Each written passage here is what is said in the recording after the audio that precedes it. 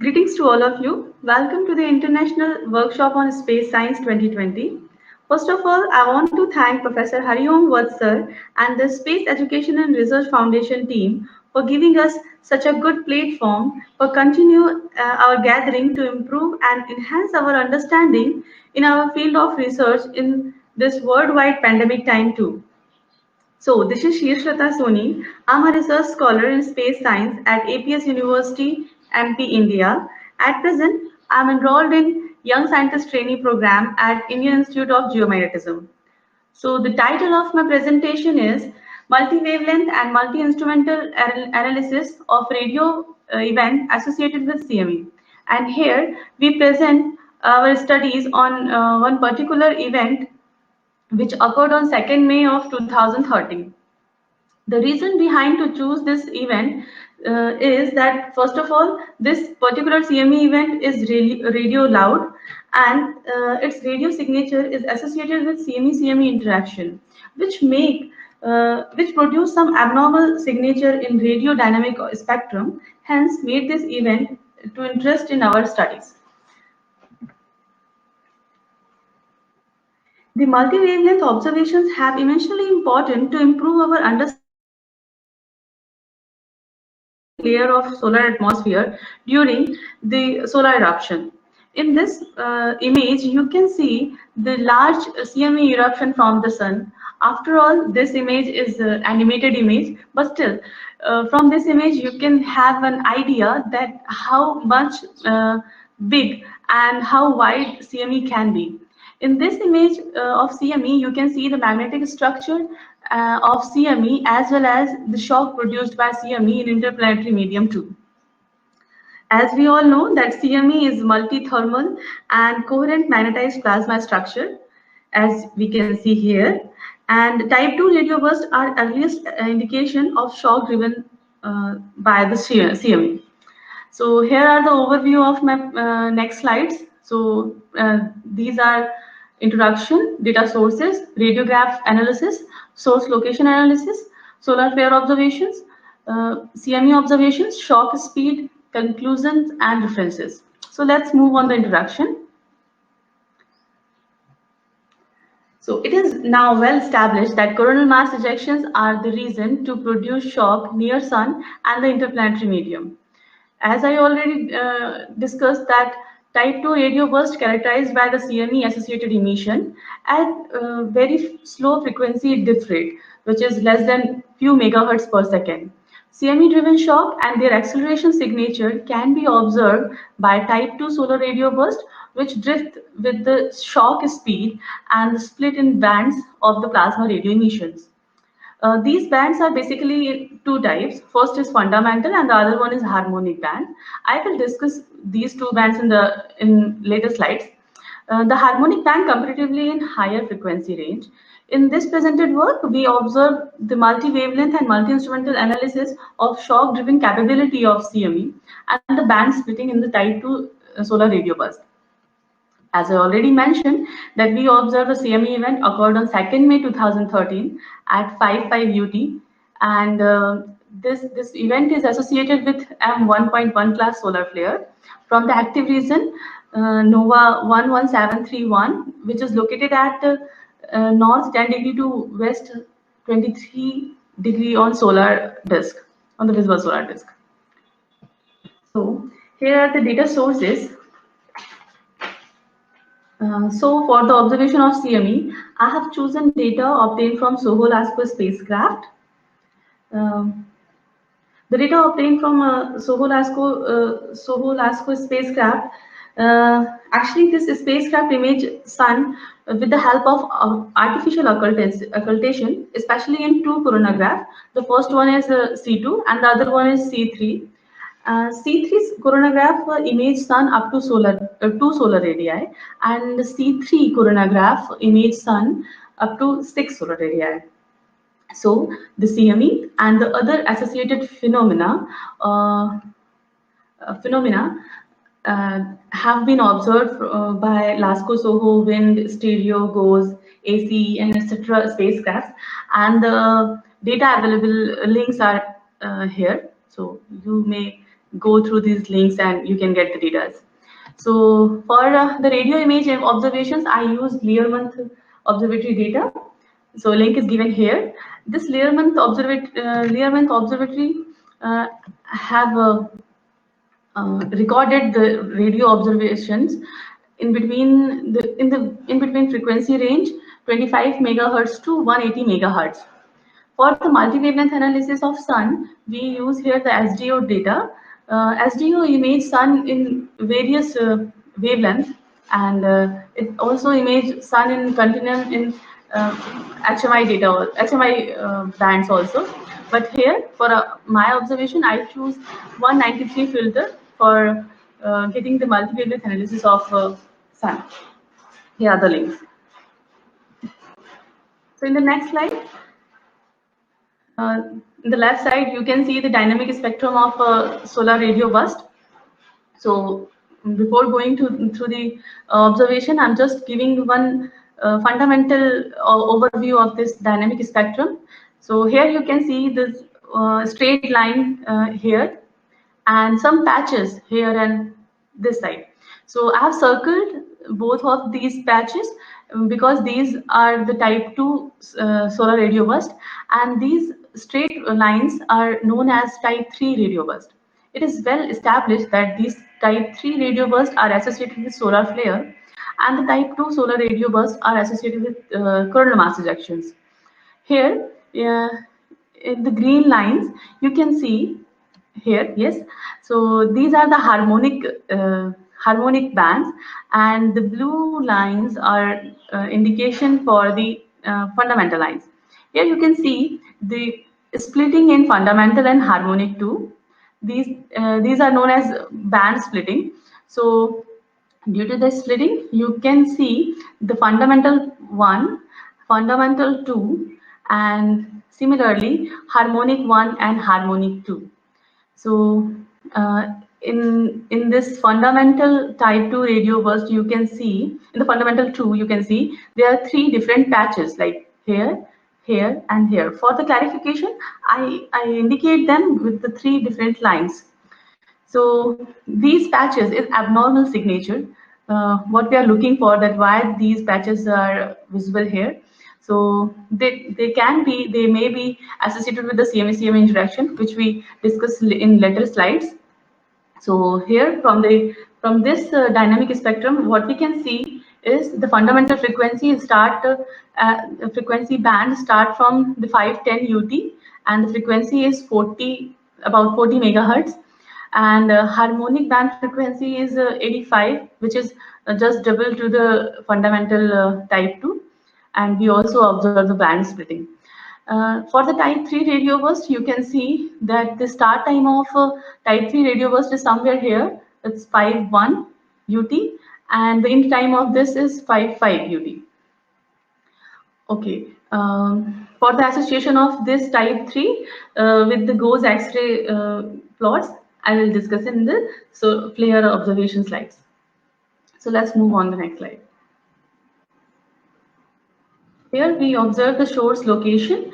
So as I already mentioned, that this particular event is occurred from the 11713 active region, which is located here in the north 10 to west 31 degrees somewhere in the holographic sun image of sun. The magnetic configuration of this particular active region is beta gamma delta in this particular day, and this active region covered the area about some 350 millionth of heliographic surface. So in the next slide, we will observe, or we have analysis the solar flare observations. So in the left side of image, you can see the SDO imaged data, SDO imaged sun. So in this image, you can see the active region 11731 location here. Because we choose 193 angstrom filter, so here you can see the magnetic lines of photospheres very clearly. So correlate it with the eruption. So in the left side, in the right side, you can see this graph. This graph is observed by the GOES spacecraft for the X-rays. So GOES especially covers the X-rays in two wavelength band. The first one is 0.25 to 4 angstrom, which is this one, and the other one is 1 to 8 angstrom, which is this one. So here you can see that this flare starts somewhere 5 UT and got peak around 5.1 or 5.5, and after that it start decreasing. So it got peak at 5.5 around M1.1 class flare, as I already mentioned it. So as the start time of flare and the decrease time of flare, the peak time of flare, which this duration is associated with the type 3 solar radio burst, as I already mentioned in previous slide. So yes, this solar flare is associated with type 3 solar radio burst. And in the next slide, we have analyzed the CME observation. Okay, in this slide. So these are the images of running images for the sun, and we used C2 coronagraph from the LASCO SOHO spacecraft. So in the very first image, this image is taken on 12 around 1 UT on the same date, 2nd May 2013. So you can see that in this image, there is no CME signature, there is no shock signature. And the next image, this image is taken on 2:30, around 2:30 UT. And here you can see there's one CME eruption, a very small, very weak CME, but yes, there's one CME eruption from here. And after that, there's one signature of shock also. After that, after some time, at 4:30, we have imaged sun again, and we got that there is one another CME, the CME2 we have indicate here. In this CME, you can see that this CME comes towards the previous CME and merged with the previous one, the CME1, and it also produces a shock in the interplanetary medium. In the next slide, in the next image, you can it is taken at 5:30 UT, and from this image you can see that there is one previous CME2 and the other CME3. So CME3 erupted from the sun and it merged with the CME2, and CME2 already merged with the CME1, and it produced a large shock also. Here you can see. Okay. At the very last image, you can see that CME3 merged with all the previous CMEs and make a larger shock here. So these are the signature that how CME interact with each other. And the one point I have to point out that these all images are C2 images, C2 coronagraph images, and C2 observed sun up to 2 solar radii. It means that all the CME interaction process have been occurred before the 2 solar radii. So in the next slide, I have calculated the shock speed with the different methods. So we used, first of all, nucleic model. By the nucleic model, we have calculated shock speed is 1013 kilometer per second, which is very similar to the actual shock speed. And from the other, we have used radiograph to calculate to calculate the shock speed. And from this, we calculated 1503 kilometer per second up to the solar shock height 1.6 solar radii. And in third process, we choose C2 and C3 coronagraph, and we follow the shock front, and with the height time profile, we can calculate the shock speed, which is 793.8 kilometer per second. You can see the difference in all three methods, that 1013, 1503, and 693 kilometer per second. This difference can be due to the process what we are choosing here. Like in this C2 C3 method, as we have chosen a large distance from the sun so it may be that shock can be deaccelerated in the inflammatory medium. So the calculated speed is this much less. So in this, maybe we have chosen the different drift of spectrum. So we got this image, we got this speed. But in actual, the nucleic model is very related with our actual speed. So we follow this one calculation. In the next slide, as I already told you, that we used nucleic model. So here, with the help of this model, we also calculated the frequency, and we also calculated the electron density with the height and time. And here are the plots, like how we get the drift in plasma frequency, how we get the drift in height and drift in plasma frequency, and the electron density with the time and height. So in the next slide, we also observe the SEP observation. So in the SEP observation from the GOES and stereo of the spacecraft, we can see that there are some changes in SEP. So as I already mentioned that we are observing 2nd May 2013, but you can see this SEP is started earlier. So this may be in 1st May 2013. So what are the reason and what are the source location for this particular SEP event? So for analyze it, we observe the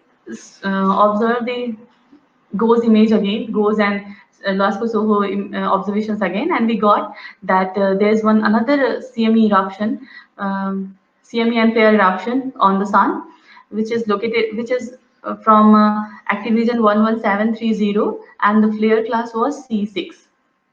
So this SCP event can be by this previous event, not by this our mentioned CME event, 2nd May 2013. So the conclusions are, we have summarized the conclusions of this presented work as follows. The simple fundamental and harmonic structure in the matrix type 2 solar radio burst can be the emission from the shock from the located at the heliocentric distance about less than or equal to 1.6 solar radii.